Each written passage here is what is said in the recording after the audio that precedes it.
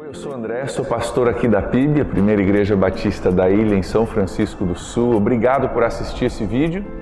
A palavra de Deus diz que a Bíblia ela é lâmpada para os nossos pés e luz para o nosso caminho. Ela nos ajuda a achar direção para as decisões e para as muitas dificuldades que às vezes nós temos na vida. Eu espero que esse vídeo, que essa mensagem sirva como lâmpada para ajudar você a encontrar o seu caminho, a encontrar respostas para as suas dúvidas e sabedoria para as suas decisões.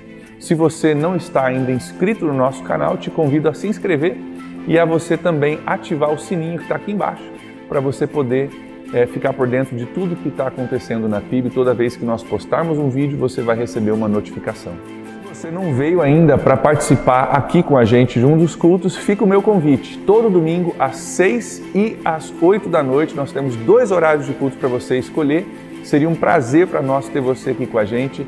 Fica aí para você o meu convite. Que Deus te abençoe e obrigado mais uma vez por estar assistindo.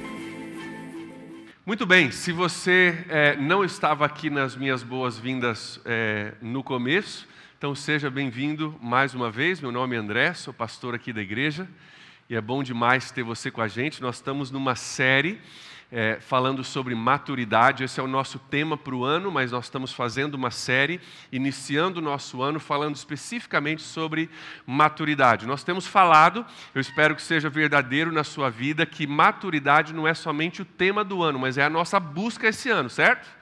Estão comigo nisso? Nós estamos buscando maturidade esse ano através de tudo que nós estamos fazendo. E nós já falamos 2 semanas sobre os primeiros 3 temas: oração, vida com Deus e serviço. Nós falamos sobre serviço semana passada. Vamos falar mais um pouquinho hoje, depois da pregação, para você que perdeu. Mas hoje nós vamos entrar no nosso último tema, generosidade. Nós vamos falar esse domingo e domingo que vem a respeito desse tema, à medida que nós nos preparamos para a Páscoa também, que é daqui a 2 semanas. Então, aperte os seus cintos, porque nas próximas 2 semanas nós vamos falar sobre um dos temas mais polêmicos de se falar na igreja: dinheiro e posses.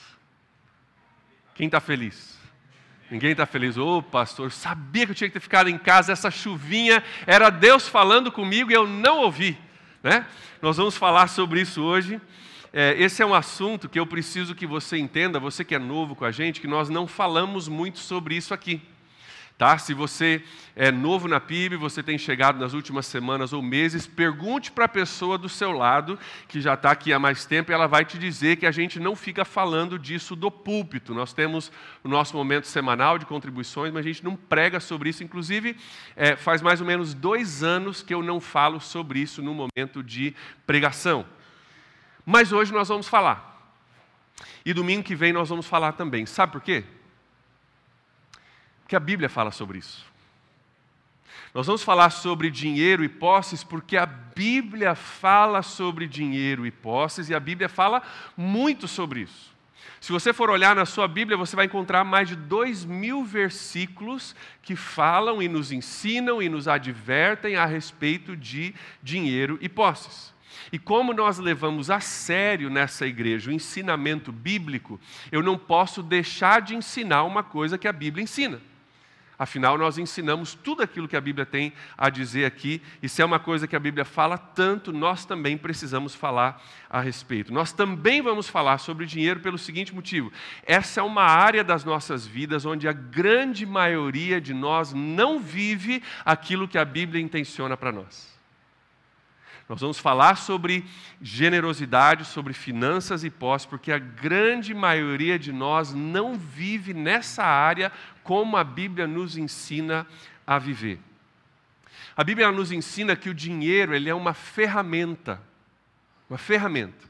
Mas para muitos de nós, por N motivos que nós não vamos entrar agora, muitas vezes o nosso relacionamento com o dinheiro é muito mais como dinheiro como nosso mestre, nosso patrão, do que como uma ferramenta. Para muitos de nós, às vezes, esse é um caso. Enquanto Jesus não for o Senhor das nossas vidas, não o dinheiro, mas Jesus, e o dinheiro for somente uma ferramenta, nós vamos ter problema.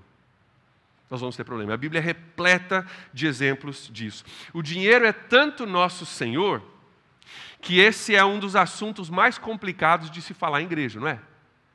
Falar sobre dinheiro em igreja é complicado. Em parte por causa dos abusos que se tem por aí, eu entendo isso. Existe muito abuso nessa área e aí se torna um negócio meio complicado de se falar, porque não dá para falar sem a pessoa sentir que vai ter um abuso. Mas também é difícil falar sobre isso pelo seguinte motivo. Você pode falar de qualquer assunto na igreja, mas não toca em dinheiro.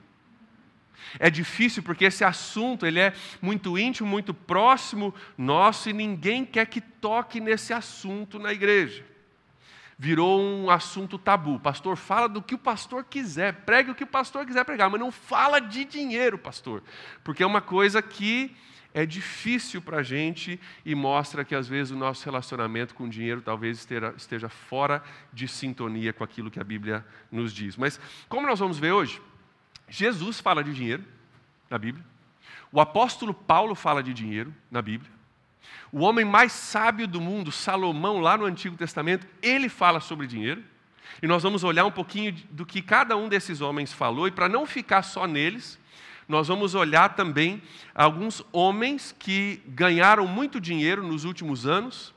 E algumas coisas que eles falam ou falaram sobre dinheiro e nós vamos buscar aprender, tanto com homens que viveram no mundo como a gente vive hoje, quanto Jesus, o apóstolo Paulo e até mesmo Salomão. E antes da gente entrar no texto, antes da gente começar a falar especificamente sobre isso, eu quero que você entenda duas coisas antes da gente começar. Primeiro, eu quero que você saiba e eu espero que você possa acreditar que ao falar sobre dinheiro e posses, esse domingo e domingo que vem, eu não quero nada de você.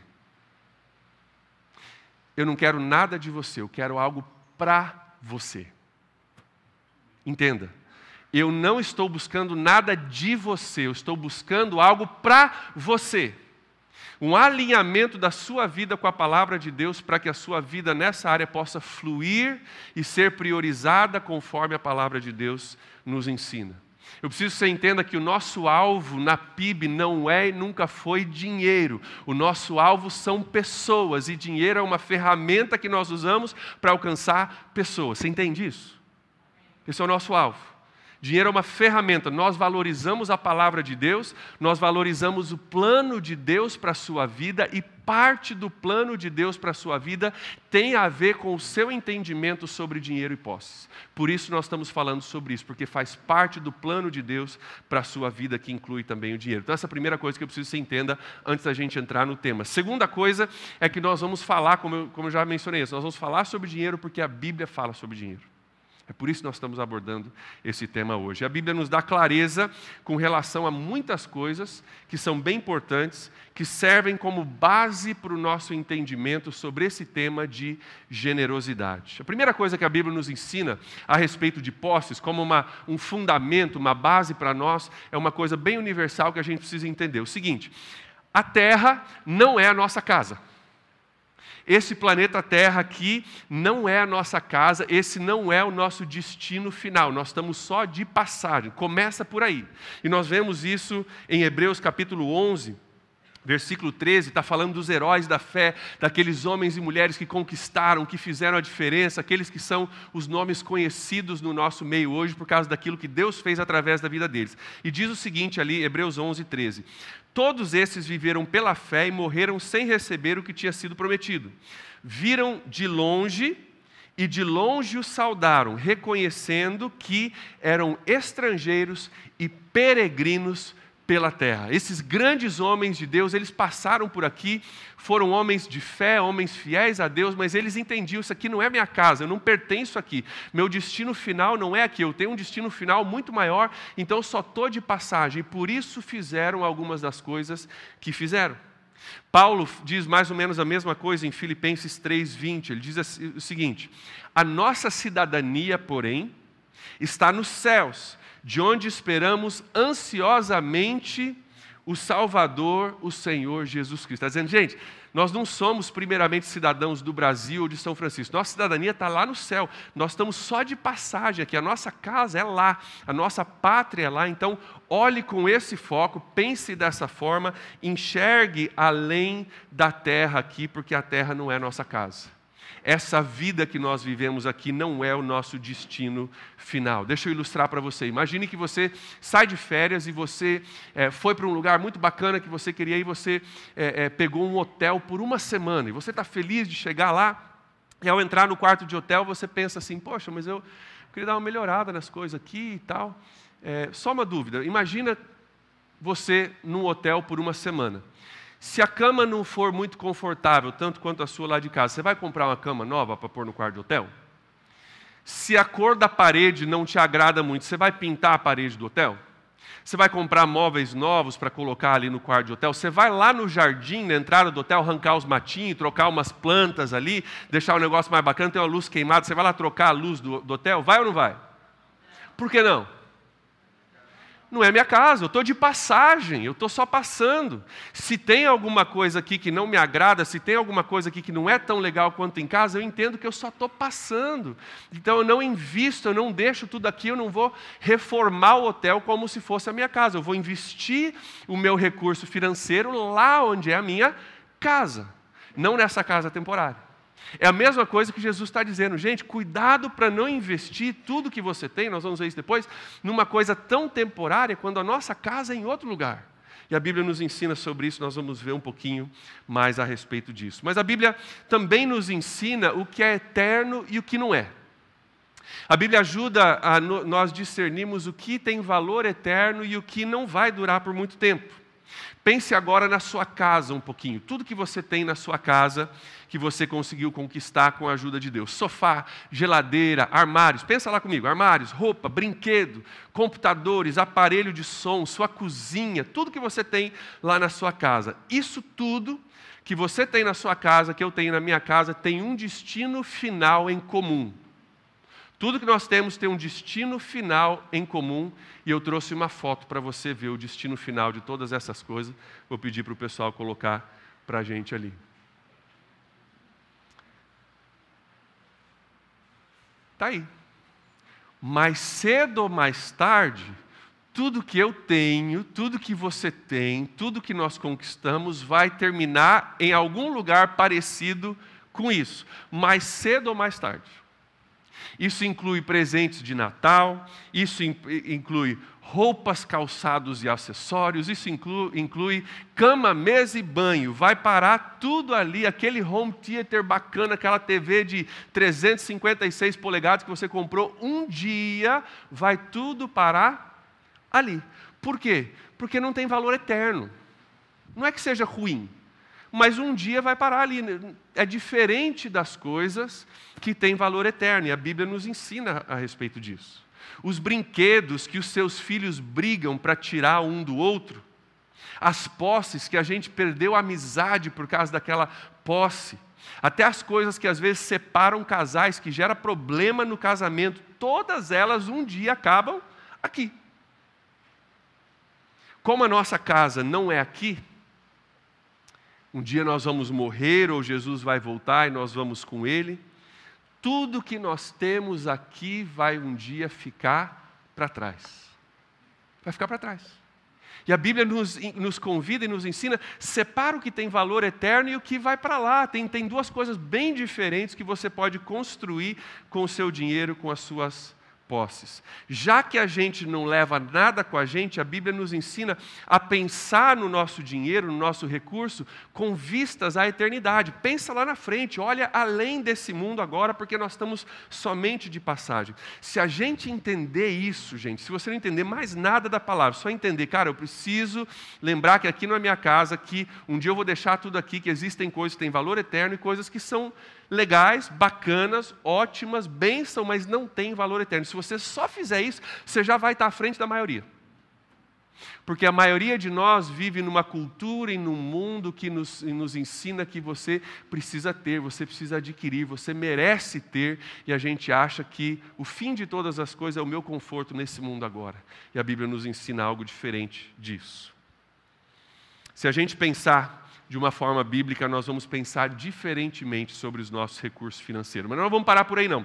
Nós vamos olhar também alguns homens muito ricos que viveram há poucos anos atrás, que também tem muita coisa a nos ensinar. Dá uma olhada nesse cara. O nome dele é William Vanderbilt, magnata americano que criou o Império Ferroviário no século XIX. Quando ele morreu, ele diz o seguinte: cuidar de 200 milhões é suficiente para matar qualquer um. Na época que esse cara vivia, 200 milhões era uma coisa assim, que nunca tinha se ouvido falar de um homem ter tanto dinheiro assim. Ele diz, cara, cuidar disso é para matar qualquer pessoa. John Rockefeller, talvez você já ouviu o nome dele, empresário no setor petrolífico nos Estados Unidos, diz o seguinte: eu tenho muitos milhões, mas eles não me deram felicidade. André Carnegie, um investidor na área siderúrgica, disse: milionários raramente sorriem. Boa essa frase, né? Milionários raramente sorriem. Henry Ford, você já ouviu dele, se você dirige um carro Ford, ele está por trás disso, é fundador da montadora Ford. Ele diz: eu era mais feliz quando trabalhava como mecânico. Não é só Jesus, não é só Paulo, não é só Salomão, que nós vamos ver daqui a pouco. São homens que já tiveram isso e falaram: olha, não é tudo isso. Só que sabe qual que é o nosso problema? É que eu sei o que você está pensando. Porque eu penso a mesma coisa que você pensa. Pastor, se fosse eu, não ia ser assim. É isso que você está pensando? Se fosse eu ia saber trabalhar isso. Pastor, se fosse eu... Quer ver uma frase que eu ouço? Eu ia ajudar muita gente. Nossa, eu ia ajudar muita gente, pastor. Você não tem ideia de como eu ia ajudar a construção da igreja. Não ia ter ninguém sem cesta básica. Ia ser uma bênção. Ia pavimentar essa rua na frente da igreja, estava esburacada. Pastor, ia ser uma bênção. Se fosse eu... A gente ouve testemunhos de homens da Bíblia e homens fora da Bíblia, a gente não acredita. Esse é o fato. A gente diz, não. Eu sei que eles falam isso, mas se fosse comigo seria diferente. Eu seria feliz, eu saberia investir, eu ajudaria os outros. E todos nós pensamos isso, todos nós temos esse mesmo pensamento. Mas quem já teve essas riquezas diz para nós, como esses homens e outros nós vamos ver, não é bem assim. Eu já estive lá, eu já tive isso, eu pensei a mesma coisa e o fato é que não é bem assim. O que esses homens estão dizendo é o que a Bíblia já diz há muito tempo. Eu quero olhar contigo uma das coisas que a Bíblia diz em 1 Timóteo 6,10. Diz assim: pois o amor ao dinheiro é raiz de todos os males. Algumas pessoas, por cobiçarem o dinheiro, desviaram-se da fé, olha o perigo, e se atormentaram com muitos sofrimentos. Pois o amor ao dinheiro é a raiz de todos os males. Algumas pessoas, por cobiçarem o dinheiro, desviaram-se da fé, abandonaram o relacionamento com Jesus e se atormentaram com muitos sofrimentos. É o que os homens que nós lemos agora falam: cara, a gente não sorri, a gente carrega um peso, é uma coisa complicada. Quero que você note uma coisa nesse versículo. O dinheiro em si não é ruim. Não me ouça dizer que dinheiro é ruim, não é. A Bíblia não diz isso. A Bíblia diz que o amor ao dinheiro é muito ruim. Ter dinheiro não é uma coisa ruim, mas o amor ao dinheiro é muito problemático. Muito problemático. Lá em casa nós temos um jogo, talvez você tenha também, ou você já ouviu falar, que é o famoso Monopólio, né? Você já ouviu falar desse jogo? Monopólio. Se você não conhece, esse jogo ele consiste em você comprar coisas e você investir, e você tentar conquistar algumas posses e alguns terrenos e casas. Então tem um tabuleiro aqui, você usa isso aqui para comprar espaços, você vai comprando ruas, vai comprando avenidas, e aí à medida que você compra a rua e o negócio está indo bem, você tem dinheiro, você coloca casinhas sobre a rua. Você vai construindo imóveis nessa rua e você vai começando a conquistar alguns espaços e você tem dinheirinho falso. Aí você ganha dinheiro, você vai jogando, utilizando o dinheiro. Aqui tem nota de 50, tem nota de 10, tem nota de 1. Aí tem aqui a certidão da compra de alguns terrenos que você tem, está aqui quanto que vale e tal, e você vai conquistando algumas coisas. À medida que você conquista alguns terrenos e algumas casas, se você não estiver satisfeito com a casa, você pode trocar a casa por um hotel. O hotel é bacana porque quanto maior forem as suas posses naquele terreno, quando alguém que está jogando contigo parar no teu terreno, você pode cobrar dele. E se você só tem uma casa, você cobra uma quantia. Mas se você tem hotéis, você consegue cobrar mais ainda, porque o preço é mais alto para ficar no hotel do que ficar numa casa. E aí você vai conquistando o espaço, e a ideia do jogo é que, com o tempo, você crie um monopólio. Que você compre tudo e as pessoas devam para você, e na realidade quem ganha é quem tem o maior número de recursos, maior número de casas, maior número de hotéis, maior número de dinheiro, e o cara que quebra é o cara que é vencido nesse jogo.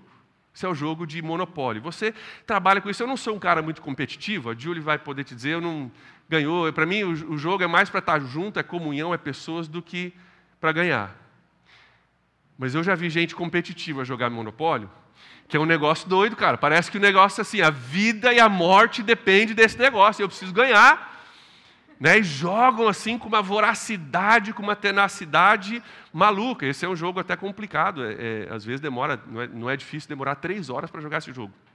O jogo demora para você desenvolver. Você sabe que às vezes a gente também cai na mesma roubada desse jogo. A gente pensa que o alvo é comprar mais coisas e ter mais coisas e ter posses e dinheiro, e ir pegando e se sobressaindo às outras pessoas. A gente começa a pensar que a vida consiste nisso, que o ganhar na vida é ter mais e mais coisas, que isso me faz ganhador. A gente acaba caindo numa coisa parecida com isso. Mas a Bíblia nos ensina que o dinheiro, ele promete, mas ele não cumpre. A Bíblia ensina que o dinheiro promete, mas não cumpre. Eu quero olhar contigo Salomão, o homem mais sábio do mundo, um dos reis mais ricos da sua época, lá em Eclesiastes, que é um livro super interessante, Eclesiastes capítulo 5, ele diz algumas coisas que eu quero olhar contigo. Eclesiastes 5, de 10 a 15, vamos lembrar, homem rico, rei de Israel, o homem mais sábio que já viveu. Então não é qualquer pessoa, não é só uma opinião. Olha o que ele diz em Eclesiastes 5, versículo 10. Ele diz o seguinte: quem ama o dinheiro jamais terá o suficiente. Quem ama as riquezas jamais ficará satisfeito com os seus rendimentos. Isso também não faz sentido. Salomão está atribulado porque ele está vendo um monte de coisa na vida que não promete. Um monte de coisa que ele achava que ia ser bacana, ele está descobrindo que não é tão bacana assim. E ele fala sobre o dinheiro, dizendo, cara, o que ele está dizendo aqui, quanto mais a gente tem, mais a gente quer. É uma forma de expressar o que ele está dizendo. E quanto mais a gente tem, às vezes menos satisfeito a gente se sente. É o que ele está dizendo. Sabedoria bíblica. No versículo 11, ele continua dizendo o seguinte: quando aumentam os bens, também aumentam os que os consomem. E que benefício trazem os bens a quem os possui, se não dar um pouco de alegria aos olhos? Sabe o que ele está dizendo? O benefício dos seus bens, de ter recurso, é uma coisa passageira. No máximo é um benefício de dar uma alegria aos seus olhos. O máximo é isso. E a outra coisa, quanto mais bens você tem, mais gente tem para consumir, não é verdade? Porque agora você comprou uma outra casa, você comprou um barco, comprou não sei o quê, e agora você tem que ter alguém para cuidar da casa, para cuidar do barco, para levantar o barco, para pintar o barco, para consertar o barco. Então, quanto mais você tem, mais gente tem para consumir as coisas que você tem. Ele está dizendo coisas que a gente sabe na pele. Versículo 12, ele continua dizendo o seguinte: o sono do trabalhador é ameno, quer coma pouco, quer coma muito. Mas a fartura de um homem rico não lhe dá tranquilidade para dormir. O que ele está dizendo? Quanto mais riqueza você tem, mais preocupação você tem. E é verdade ou não é verdade? Gente, eu conheço pessoas muito simples que dormem igual um bebê. Eu conheço gente que tem tudo aquilo que a gente acha que nos faria feliz, e tem muitos problemas com isso. Isso é sabedoria bíblica que já está há muitos anos, mas às vezes a gente precisa acordar para essas coisas. Versículo 13. Há um mal terrível que eu vi debaixo do sol, riquezas acumuladas para a infelicidade do seu possuidor. Riquezas acumuladas para a infelicidade do seu possuidor. Ele está dizendo, gente, o acúmulo de riqueza também pode trazer um acúmulo de tristeza. Inclusive essa é a tendência. Versículo 14. Se as riquezas dele se perdem no mau negócio, nada ficará para o filho que lhe nascer. Ou seja, quanto mais você tem, mais você corre o risco de perder. Versículo 15. O homem sai nu do ventre da sua mãe, e como vem, assim vai. De todo o trabalho em que se esforçou, nada levará consigo. O que ele está dizendo aqui é o seguinte: quanto mais você tem, quando você morrer, mais você vai deixar. Nada você vai levar contigo. Você entrou nu nesse mundo, você vai sair nu desse mundo, você não leva nada contigo. E às vezes a gente se mata, a gente se esforça, a vida se acaba e a gente nunca para ter um equilíbrio nessa área das nossas vidas. São coisas que a gente sabe ser verdadeiro, primeiro porque está na Bíblia, mas segundo porque a gente sabe, a gente vive isso, essa realidade. Então, se isso é verdade, se um dos homens mais ricos da terra e mais sábios da terra, Salomão, ele aprendeu que o dinheiro promete, mas não cumpre. Ele está falando da vida dele. Cara, eu fiz isso, eu aprendi e promete, mas não cumpre. Olha o que ele diz, inclusive, em Eclesiastes capítulo 2. Olha o que ele fez para testar o dinheiro. Olha o que ele fez em Eclesiastes 12, 10 a 11. Ele diz o seguinte: eu não me neguei nada que meus olhos desejaram. Eu tinha dinheiro, eu tinha recurso, eu tinha poder, então eu não me neguei nada. Tudo que eu queria, eu tinha. Não me recusei de dar prazer algum ao meu coração. Na verdade, eu me alegrei em todo o meu trabalho e essa foi a minha recompensa por todo o meu esforço. Versículo 11. Contudo, quando avaliei tudo que as minhas mãos haviam feito e o trabalho que eu tanto me esforçara para realizar, percebi que foi tudo inútil. Foi correr atrás do vento. Não há nenhum proveito no que se faz debaixo do sol. Ele está dizendo, gente, eu me dei tudo que eu queria ter, eu não me privei de nada, e eu corri atrás de um monte de coisa, eu descobri que no fim o dinheiro promete, mas ele não cumpre aquilo que a gente tanto busca.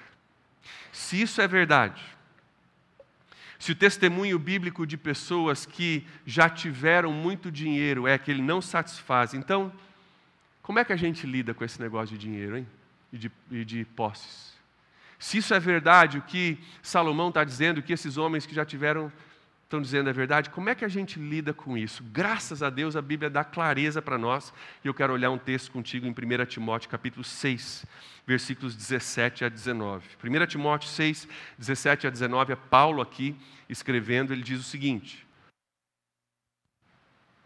ordene aos que são ricos no presente mundo, que não sejam arrogantes, nem ponham a sua esperança na incerteza da riqueza, mas em Deus, que de tudo nos provê ricamente para nossa satisfação. Versículo 18. Ordene-lhes que pratiquem o bem, sejam ricos em boas obras, generosos, está aí a nossa palavra, e prontos para repartir. Dessa forma, versículo 19, eles acumularão um tesouro para si mesmos, um firme fundamento para a era que há de vir, e assim alcançarão a verdadeira vida. E a maioria de nós, ao ler esse versículo, a gente diz, amém, pastor, isso mesmo, eu concordo com isso. Diz para esses ricos aí que eles não podem pôr a confiança deles no dinheiro, porque a gente não se inclui na história. Né? Se eu perguntar para você se você se acha rico, muito provavelmente sua resposta é não, pastor. Rico é o outro cara lá. Eu não sou rico. Então Paulo está falando para os ricos, não para mim. A gente não se inclui nessa história. Ordene aos ricos, versículo 17. Aqueles ricos lá fora, aqueles que eu estou pensando, aqueles que eu conheço. Ordene aqueles ricos. Mas, gente, nós somos ricos. Nós somos ricos. Não só porque somos filhos de Deus, toda essa questão espiritual, mas se você tem na sua casa, eu acho que a grande maioria de nós aqui tem, água corrente. Se agora está chovendo, mas não está chovendo dentro da sua casa, ou pelo menos não está chovendo muito dentro da sua casa, se você tem comida na sua geladeira quando você chegar em casa, e principalmente se você veio de carro hoje, eu sei que nem todos vieram, mas se você veio de carro hoje, você está acima da maioria do mundo. Hoje, o nosso mundo. Se você tem água corrente, você tem um teto, você tem comida, você tem um meio de locomoção que é um carro, você está à frente da maioria hoje. Nós somos esses ricos a quem Paulo está se referindo aqui.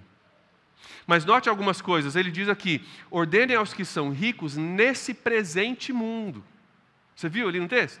Nesse presente mundo, está dizendo, gente, nesse mundo que é passageiro, que está passando, a gente só está de passagem, só lembra, você é rico, show de bola, mas é só nesse quadrinho de tempo que comparado à eternidade não é nada. Então lembre, que bom que você é rico, então porque você é rico nesse presente mundo e a eternidade é muito maior, vamos lembrar de algumas coisas, só nesse presente mundo. Então ele diz o seguinte, não sejam arrogantes. Só esse versículo dava uma série de mensagens, né? Só esse versículo. Sabe por quê? Do ponto de vista eterno, se eu tenho muito recurso nesse mundo, esse mundo é isso aqui, ó. Aí eu estou todo orgulhoso, me acho melhor do que os outros, porque eu tenho um recurso que você não tem. Deus olha lá de cima e fala, cara, isso é um sopro. É assim, ó, instalo do dedo e já acabou a eternidade. Você está todo arrogante porque você tem um quarto de hotel mais bacana do que o meu quarto de hotel. É só um hotel, nós estamos de passagem, não é nossa casa. Então não seja arrogante por causa disso. Ele continua dizendo, e nem ponham a sua esperança na incerteza da riqueza, mas em Deus. Não coloque a sua esperança, a sua segurança, o seu fundamento na riqueza, porque ele está dizendo ali, essa riqueza ela é incerta. Ela é incerta. Eu conheço um senhor nos Estados Unidos, na igreja onde eu servi, que numa noite, na virada da Bolsa de Valores, ele perdeu $1.800.000. Numa noite. Ele foi dormir, ele tinha, ele acordou de manhã, já não tinha mais. A bolsa virou. Será que as riquezas são incertas? Será que as riquezas são passageiras? Está dizendo, cara, não coloca a sua esperança ali, mas coloque em Deus. Coloque em Deus. Ele continua dizendo que tudo nos provê ricamente. Então vamos entender. Quem que provê para mim? Deus que me provê. A minha esperança não está no recurso financeiro. É bom, se Deus te deu, amém. Use com sabedoria, seja generoso, mas não coloque a sua esperança na incerteza da riqueza, mas na certeza de um Deus que se preocupa contigo e provê para você. Cuidado com o seu fundamento, no que você está construindo a sua vida. Mas note o que ele diz, coloque a sua esperança em Deus que nos provê ricamente para a nossa satisfação. Deus não provê ricamente para o meu acúmulo. Deus não provê ricamente para a minha soberba, para eu me exaltar. Deus provê ricamente para que eu seja satisfeito. Para que eu tenha as minhas necessidades satisfeitas. É para a minha satisfação, mas não é para um acúmulo, como se a minha vida dependesse disso. Então o que nós devemos fazer? Nós ricos, olha o versículo 18 comigo de novo. Pratiquem o bem. Sejam ricos em boas obras. Está falando de serviço, que é o nosso tema das últimas 2 semanas. Sirvam as pessoas. Pratiquem o bem, sirvam as pessoas e sejam generosos e prontos para repartir aquilo que Deus te deu. Versículo 19. Dessa forma, vocês acumularão um tesouro para si mesmos. Olha só a diferença. Um firme fundamento. O versículo 19 está fazendo um contraste com o versículo 17. Da incerteza da riqueza ou um firme fundamento. Vocês estão vendo? Você pode escolher incerteza da riqueza ou um firme fundamento, é o que ele está dizendo aqui, para a era que há de vir. Ele faz mais um contraste ali. Aqueles que são ricos nesse presente mundo, ou você está ligado na era que há de vir? Você está construindo a sua vida sobre a incerteza da riqueza ou sobre um firme fundamento? E assim alcançarão a verdadeira vida. Com certeza, Paulo, ao escrever essa carta para Timóteo, ele estava pensando nas palavras de Jesus em Mateus capítulo 6, versículos 19 a 21. Jesus diz o seguinte: não acumulem para vocês tesouros na terra, onde a traça e a ferrugem destrói, onde os ladrões arrombam e furtam. Mas acumulem para vocês tesouros nos céus, onde a traça e a ferrugem não destrói, onde os ladrões não arrombam e nem furtam. Pois onde estiver o seu tesouro, ali também estará o seu coração. Sabe o que ele está dizendo? Se você achar que tudo tem a ver com essa vida, a tua vida for um monopólio de comprar e de você construir a sua vida nessa incerteza aqui, se você botar todo o seu tesouro aqui, teu coração vai estar aqui nessa terra. Se o teu foco for só esse momento passageiro e tudo que você tem, você investir aqui, teu coração vai estar só aqui, você não vai estar pensando em eternidade. Você não vai estar tendo esperança num firme fundamento de um Deus que cuide de você. Você vai ficar focado aqui dizendo, gente, coloca o seu tesouro naquilo que é eterno e o seu coração vai começar a olhar para aquilo que é eterno. Começa a investir em pessoas, servir pessoas, ser generoso, cuidar daquilo que Deus te deu e você vai ver que teu coração vai seguir também o seu dinheiro, o seu recurso. Ele nos lembra que essa terra não é a nossa casa. Jesus nos lembra disso. E que tudo aquilo que a gente trabalha aqui para conquistar, um dia vai estragar. Então, sonhe sim, sonhe. Trabalhe, conquiste, lute para conquistar. Quase semanalmente eu ouço de alguém da igreja que comprou um carro novo, que conseguiu trocar o carro, que conseguiu uma moto, que comprou uma casa ou está reformando a casa. Gente, eu me alegro com isso, me alegro de verdade. Isso é bênção. Não tem nada de errado com isso. É bênção. Só lembre do que os textos de hoje dizem. Jesus não é contra você ter dinheiro, contra você conquistar as coisas e cuidar bem da sua família. Faça isso, se esforce, isso é bênção. Só não se esqueça do que Jesus diz. Esse mundo é passageiro. Não coloque a sua confiança nessas coisas. Tenha elas, mas não coloque a sua confiança nessas coisas. Lembre-se que é Deus quem provê para você. Não é você, não é o seu suor, a sua inteligência, a sua capacidade, nem aquilo que você conquistou. É Deus. E por causa disso, porque isso não é a nossa casa, porque a nossa confiança não está nisso, porque foi Deus que me deu, seja generoso. Seja generoso com aquilo que Deus te deu. Inclusive, generosidade é um dos valores da nossa igreja. Atrás de vocês aqui nós temos 7 placas com os 7 valores da nossa igreja. Nós colocamos eles ali para que uma pessoa possa passar e ler ali, entender mais ou menos como a PIB funciona. Um dos valores está descrito ali é generosidade. Ele vai aparecer aqui no telão. Eu vou pedir para você ler junto comigo. Esse é um valor da PIB, vamos ler juntos. Entendemos que o investimento com maior retorno é o investimento em pessoas. Por isso, consideramos um privilégio dar dos nossos recursos, lembrando que tudo o que temos pertence a Deus. Vamos de novo. Entendemos que o investimento com maior retorno é um investimento em pessoas. Por isso, consideramos um privilégio dar dos nossos recursos, lembrando que tudo o que temos pertence a Deus. Amém? 2 Pedro, capítulo 3, versículo 10, Pedro fala o seguinte, ele fala sobre o fim do mundo. E ele diz uma coisa interessante. O dia do Senhor, porém, virá como ladrão. Os céus desaparecerão com um grande estrondo, os elementos serão desfeitos pelo calor e a terra e tudo que nela há será desnudada. Sabe o que ele está dizendo aqui? Aquilo que Jesus nos lembrou agora há pouco no texto de Mateus 6. Um dia tudo isso aqui vai acabar. E tudo que a gente construiu aqui vai ser consumido, mais cedo ou mais tarde. Sabe o que Jesus está nos ensinando? Sabe o que eu quero que você leve contigo hoje? Paulo está nos ensinando, Salomão está nos ensinando, e agora Pedro está nos ensinando, que um dia o jogo vai acabar. E aquilo que você conquistou, que foi bênção, nada de errado.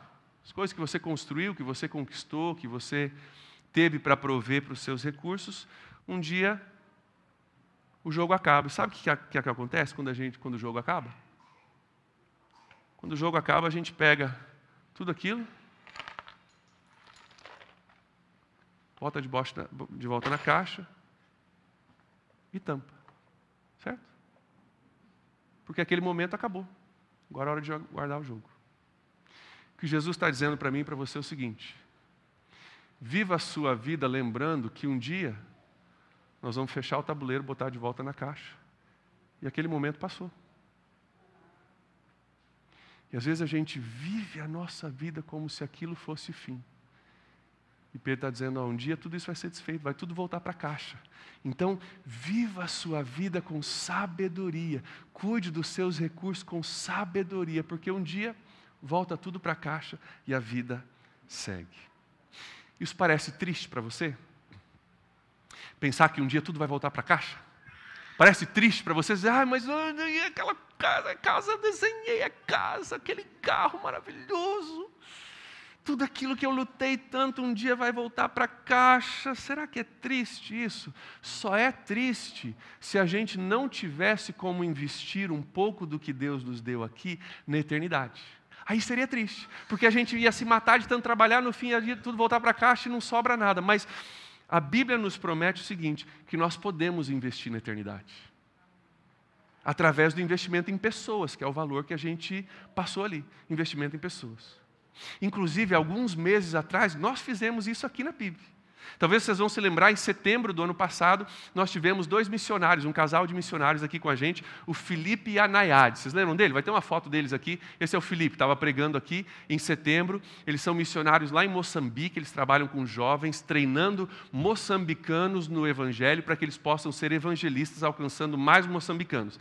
Eles estiveram com a gente o fim de semana, sábado à noite, domingo, eles pregaram aqui e nós fomos desafiados a contribuir com eles pessoalmente, não a igreja, mas vocês, cada um de nós, a contribuir. E eles tinham algumas necessidades, eles precisavam de bolsas para que alunos pudessem ir para um centro de treinamento por 1 mês, alunos pudessem morar lá, se alimentar lá e ser treinados na Bíblia por 1 mês, e eles precisavam comprar, acho que eram 23 Bíblias, não me recordo bem, a Bíblia era R$100 cada uma, que era uma Bíblia NVI de estudo grossa, assim, que eles iam comprar e levar.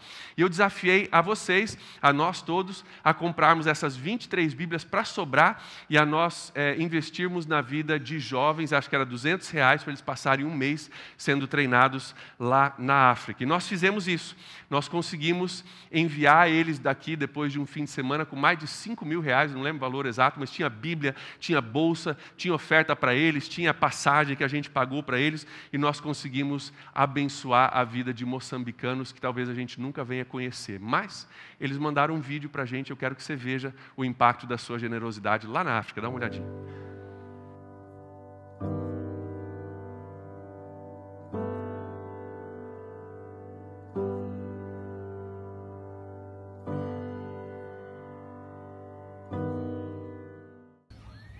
Meu nome é Cecília, quero agradecer pelo apoio que vocês deram para que eu pudesse participar do Projeto Timóteo. Obrigada. Meu nome é Renalda, quero agradecer pelo investimento e o apoio que deram de eu poder participar no Projeto Timóteo 2019. Obrigada. Meu nome é Cecília. Aqui Paulo Neves Paisano, muito obrigado, Igreja Batista. Agradecer por terem investido na minha pessoa. Obrigado. Meu nome é Feliciano Zacarias, eu quero agradecer à Igreja Batista São Francisco por ter investido em mim mesmo e não me conhecendo. Sou Vitorino Animba, quero agradecer muito por vocês terem investido na minha vida espiritual, estou aqui aprendendo, estou muito feliz. Muito obrigado. Meu nome é Wilson da Glória, quero agradecer à Igreja Batista pela bolsa e estou aqui aprendendo muito na Palavra da Vida, 2019. Meu nome é Tomás João, quero agradecer pelo privilégio e agradecer muito por terem investido muito para mim e para participar neste Projeto Timóteo. Muito obrigado.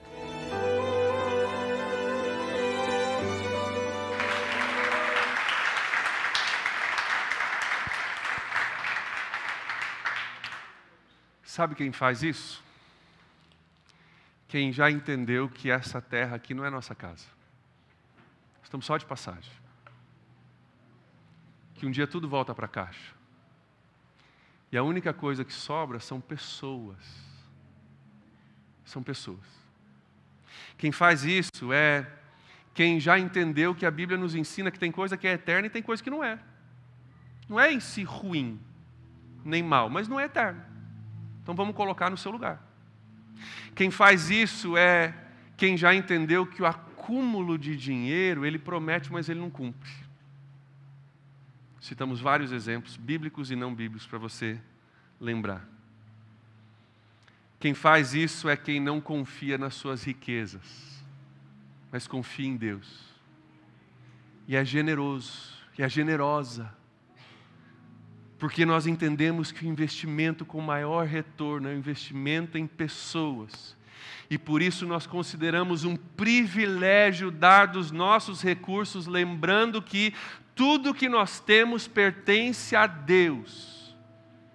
Isso é generosidade. Isso nos desintoxica da mensagem que a gente é bombardeado todos os dias da nossa vida.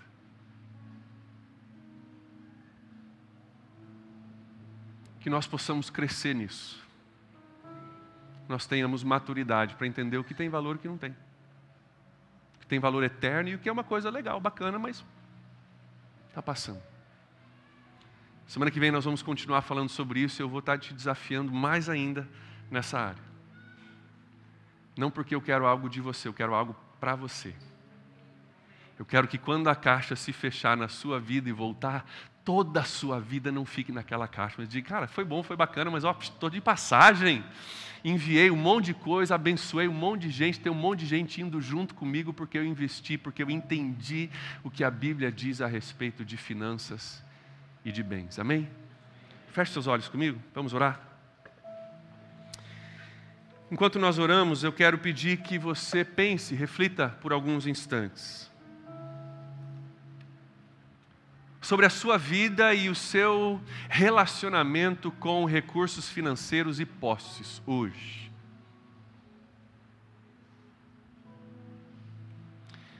Você já entendeu o que a gente falou hoje? Você já entendeu esses princípios? Não só na sua cabeça, mas já chegou no seu coração, entendeu assim a ponto de impactar o seu comportamento?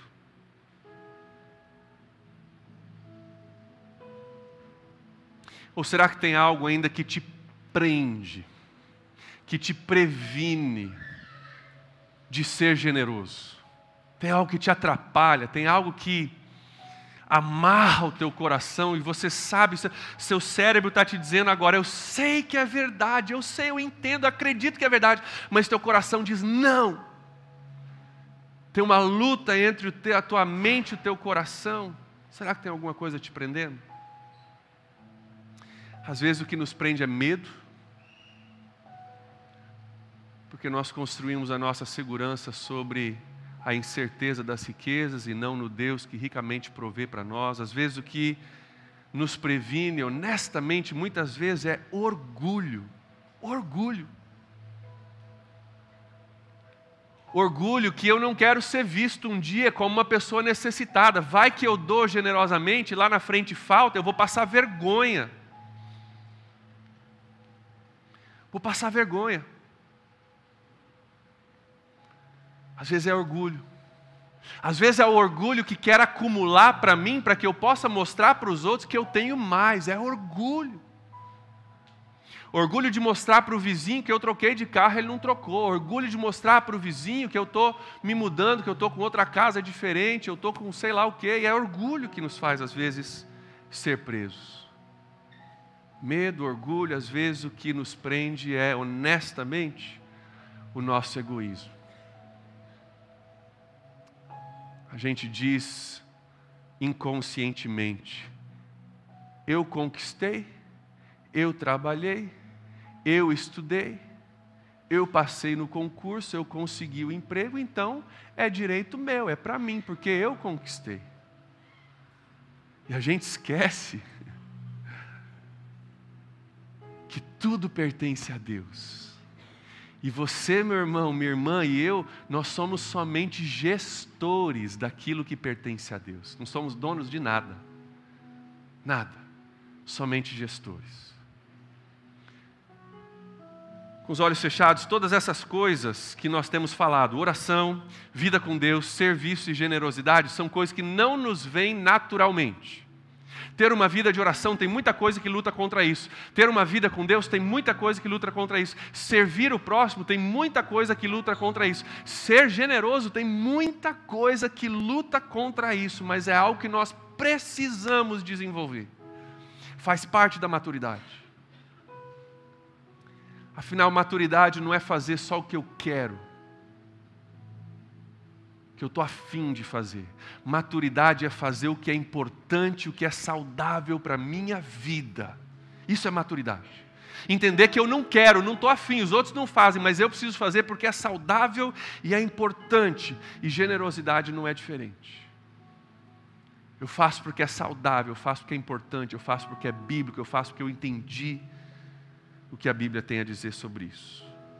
Então o convite de Deus para todos nós hoje é que nós venhamos avaliar as nossas vidas baseado no que nós ouvimos. E que nós estejamos dispostos a aprender e a exercitar a generosidade. Eu quero orar junto com cada um de vocês, para que Deus trabalhe isso no nosso coração, mas antes de orar eu quero só citar uma coisa, ainda com seus olhos fechados, deixa Deus falar contigo, mas só quero citar que eu estou ciente que num grupo desse tamanho, muito provavelmente tem alguém com a gente hoje passando por dificuldades muito sérias nessa área de finanças. Muito sérias. E aí você vem para a igreja e o pastor está falando de generosidade. Você fala, pastor, se você soubesse. Só quero te dizer o seguinte, que o meu desejo hoje não é colocar mais um fardo sobre seus ombros, não é isso. Que a minha oração é que você possa passar dessa fase, que Deus te dê recursos e capacidades e provisão para que você passe dessa fase difícil e que depois de passado você possa ser generoso, generosa. Porque generosidade tem mais a ver com o meu coração do que a minha situação financeira. Lembra da viúva com as 2 moedinhas? Generosidade não tem a ver com a minha condição, tem a ver com o meu coração. Então, mesmo com uma condição difícil, nós vamos orar para que essa condição mude. O seu coração pode ser generoso, pode se voltar à generosidade hoje. Então, Deus, é com um sentimento de necessidade e um pedido de ajuda que nós nos voltamos para o Senhor hoje, Pai, porque nós estamos intoxicados, a grande maioria de nós, com mensagens que nos dizem que o que importa é esse mundo aqui agora, essa terra aqui agora, aquilo que a gente conquista, e que a vida é feita de conquistas e conquistas e conquistas, e a gente foi sugado por um jogo de monopólio como se aquilo fosse o fim de todas as coisas. E hoje o Senhor nos lembra que um dia tudo vai ser guardado e a vida vai seguir. Então, Deus, dá-nos sabedoria com relação às nossas posses e o nosso dinheiro. Dá-nos clareza, Deus, que essa casa aqui, esse mundo aqui não é a nossa casa, que nós possamos viver de forma diferente por causa disso. Pai, eu oro por aqueles que estão hoje numa dificuldade muito grande nessa área. Pai, que o Senhor venha com provisão, com milagres, ó Deus, com restauração de vida financeira, com princípios bíblicos, e que independentemente da nossa condição financeira, que o nosso coração se volte para a generosidade hoje, Pai. Oramos, Deus, que no domingo que vem, quando nós continuarmos falando sobre isso, Pai, que o Senhor continue nos ensinando, nos desprendendo desse mundo, nos ajudando a cada dia mais a enxergar aquilo que o Senhor enxerga e depositar a nossa confiança, a nossa esperança, o nosso recurso, as nossas posses naquilo que verdadeiramente importa. É o que nós oramos em nome de Jesus. Amém.